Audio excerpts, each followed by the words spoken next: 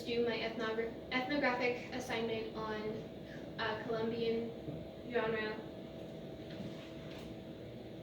So I chose Vallenato.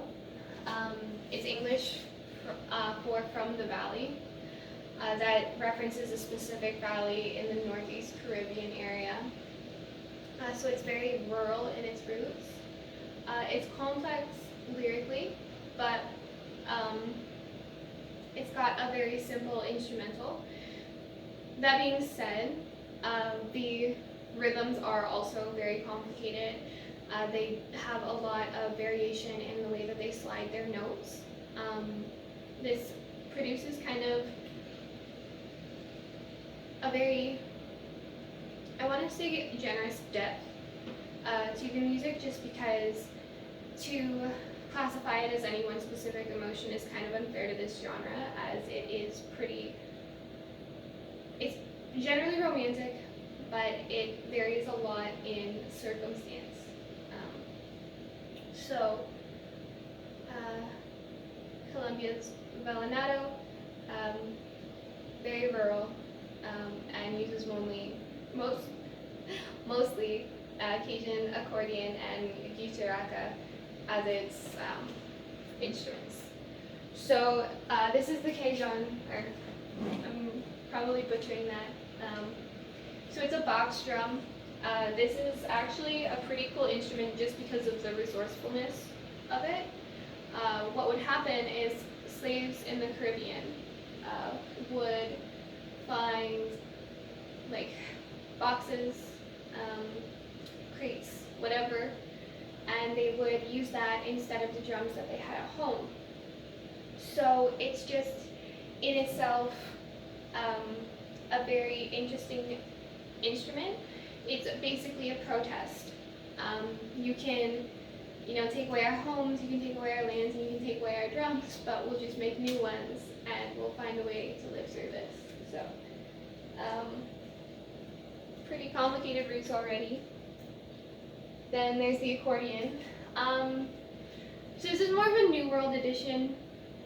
I guess the whole thing is New World, so this would be a mix in with the, the way people who came.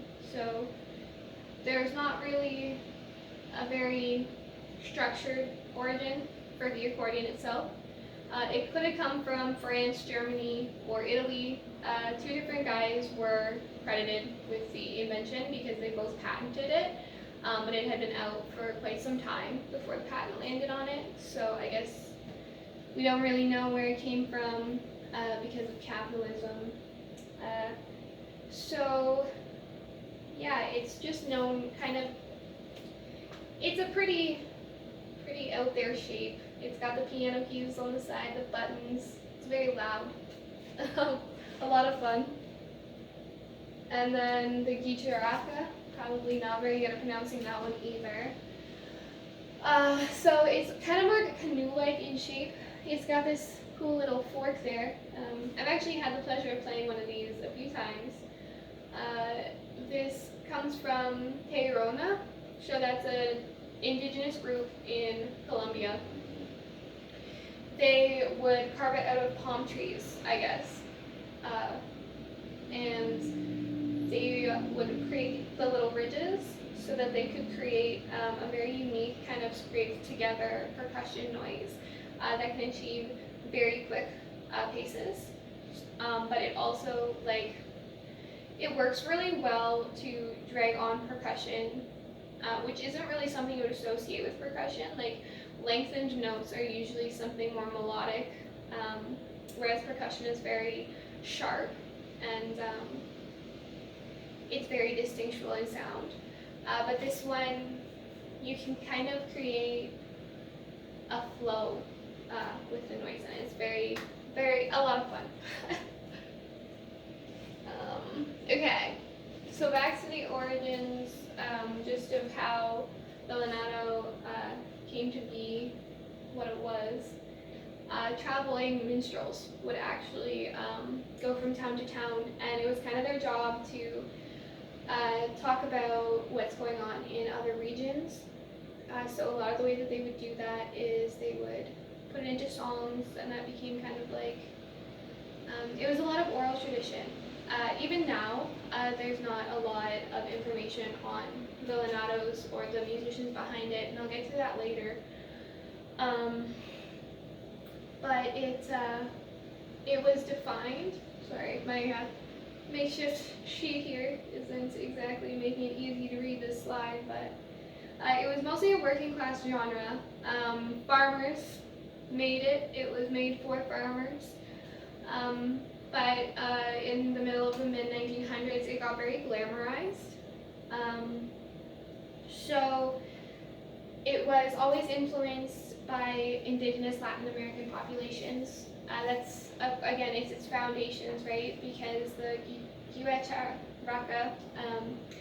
is a huge part of making vallenato music. It's the staple, right?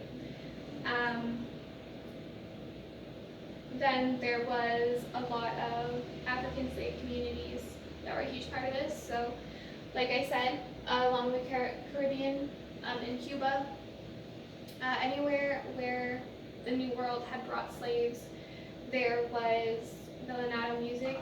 It was a lot of expression of what it was like to be in these kind of regimes, losing love during something so awful kind of thing. Like, there's a very emotional history in vallenato music. And then the New World populations did also influence it. A big part of the Colombia exchange was where we don't lose, or where we don't win, we don't lose, you know? So it was like, as much as was taken away once the New World populations came in, this kind of, it happened historically around the same time. So where they lost a lot, they still saw themselves as gaining. So bringing New World cattle, bringing in all the New World crops and stuff, there's been a huge explosion culture-wise, just in food, in how the culture kind of gets around itself. And part of the New World's contributions to this kind of music was the instruments that they brought along, like the accordions. So there's a couple of key beat varieties. Well, I guess there's four. This isn't a couple, but there's 4 beat varieties. The way that works is there's the sun, so that's just slow and melancholy. So that would probably be associated with songs of lost love and all of that, which is very much a part of the vallenato history. Paseo is pretty versatile. It varies in speed a lot. The 2 songs I'm going to talk about actually are Paseo in their tempo. And that's just because even within the song, the tempo does shift a bit. And then there's merengue and cuya, and those are just quick, easy to dance to. They would be akin to like top 40 songs in Colombia now, which I did actually take a look at, and are very, they are very true to this genre while still being very similar to the music that we hear in top 40 Canada. But like vallenato, they are a lot more emotional and contribute a lot more to emotional induction, I would say. Which actually isn't referenced in this slide. So anyway, living this music has been very interesting for me. I personally am going through quite a bit emotionally, and a lot of this music is designed to kind of bring the more complicated and hard to deal with emotions to the surface. So I guess a lot of how I can explain this will actually come into play in how I explain these 2 songs that I personally think are very representative of the genre, especially more modern versions of the genre. A lot of this in modern day, we've kind of gotten away from calling it vallenatos. There's not really a lot of information on vallenatos. So here I've got a picture of Patricia Teheran. So there's almost no information on her. I went looking through biographies, and all I ended up finding out about her is that one of her tires exploded while she was driving in 1995, and it caused a collision that ended her life. So she wasn't very old. I think she was, I don't think she was past 30, but I would have to double check. And then Diomedes Diaz, not a lot on him, a little bit more. It is a very male-dominated genre. So when I was listening to it, I listened to it on a Spotify playlist, and most of the genre is written by men. There's a huge focus on women as sexual objects. There's a lot of uncomfortable tones to it, but also listening to it, there are very relatable aspects to just the entirety of the genre. So, Targo Lo Komosi by Patricia Teheran.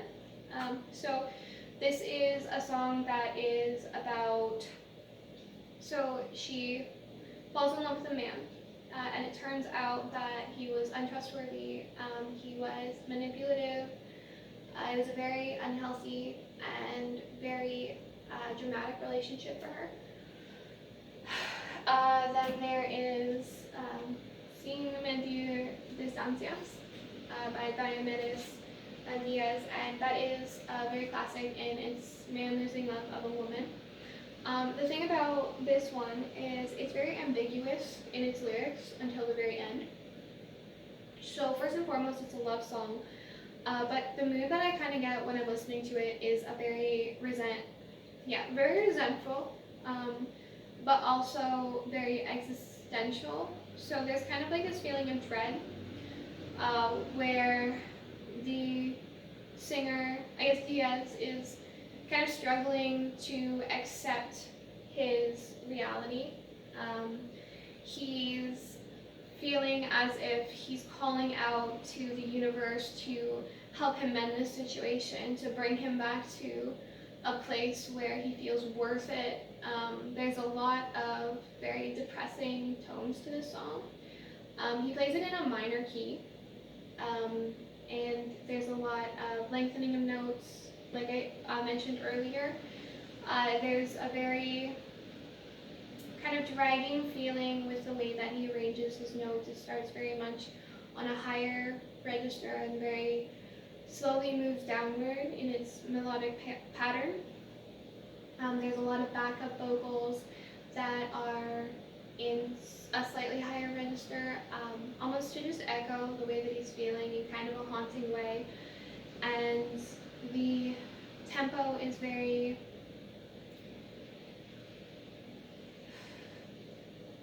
it's chippy, like it's chirpy, very much emphasizing kind of like a cracking of spirit. And then with Teheran's song, she also is about a love song, the ways that she is able to sort of put forth her mood, and some of the similarities and differences of her mood, I guess, would be that she is going from lower notes to higher notes, almost if she's questioning. So in hers, it creates a very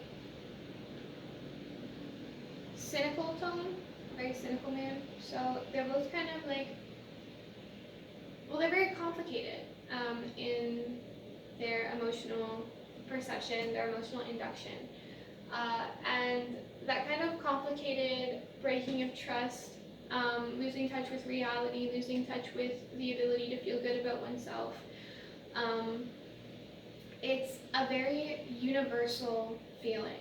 So while hers does end with a happy ending where she realizes, like, I'm better than this, I didn't mean this, his does in the end come to, because my love is gone, I feel all of these ways. So both of them do bring validation to a lot of experiences. So it turns out that when listening to music, a huge part of learning about how we feel is actually brought together by the notes that we're hearing. A lot of teenagers will go through sort of like an induction of daydreaming while they're listening to music. So while I would listen to this, I would kind of try to get in touch with that. And I personally, I feel that there's a lot of identities with me. I've faced a lot of adversity, but there's a lot of identities even in Canadian culture. So to start with me, I've been in a lot of situations where I didn't really know up from down. I was being gaslit or put in situations where there was sort of a disregard of appropriate boundaries, sort of things that leave a bad taste in your mouth. When I started thinking about it more and started thinking about the sort of cross-cultural music appreciation and how Canadians would take a look at this genre of Colombian music, it struck a chord with me that in Canada we have a lot of violence. So I've been the victim of a lot of different things. Not really going to get into it very personally, but it's come to my attention that a lot of the things that I thought were worst case scenarios or nightmares that just couldn't happen to people, they actually do happen quite frequently. We have this attitude in Canada that we're not really supposed to have emotions unless they're emotionally violent. So we kind of glorify fighting in sports. Hockey is a really big thing. You'll commonly hear people in bars very focused on the aggressiveness of their team, how cruel the players are willing to be to one another. This here, it's hard to see, but this is actually a protest of Islam as a group in Toronto just a couple of years ago. So a huge issue that we face in Canada is we aren't supposed to have emotional responses to things. Men often will be punished for having any feelings outside of this aggression. You see a lot of ads out there that define what it means to be like a man, a woman, all of this stuff. And unfortunately, we see a lot of content like this, where we're kind of relating back to these factors of sexual violence and sort of breaking of trust. So on one hand, I really believe that the same individuals, like teenagers who are experiencing these kinds of violence that watch Riverdale to sort of find validation in their experiences, or women who might watch Jessica Jones, because they both explore homophobia, racism, there's sexism, like all of these they kind of deconstruct what it's like to live in a Western society. These are very popular in Canada. And then that will come back to the pushback, where these shows do see a lot of pushback from the people who kind of benefit from the toxic masculinity attitude. So toxic masculinity, while it may seem to be like a fallacy, like you should want to stay very stoic, because that's seen as being strong and all of that, there's not a lot of emotional processing. So anybody who kind of benefits from all of that, they probably wouldn't appreciate Bellanata music a lot. It is men who are being very verbal about their emotions and getting in touch with their emotions. There's not a whole lot of glorifying of violence, especially when you look into the more feminist side of vallenato music. And I mean, in a society where these issues are prevalent and we do a lot of saying that they're not, there's probably not going to be a huge open arms welcome to emotional protest songs, which is a lot of what vallenato would look like to Canadians. So I guess that's kind of it. These are sort of the works that I've cited in my presentation. So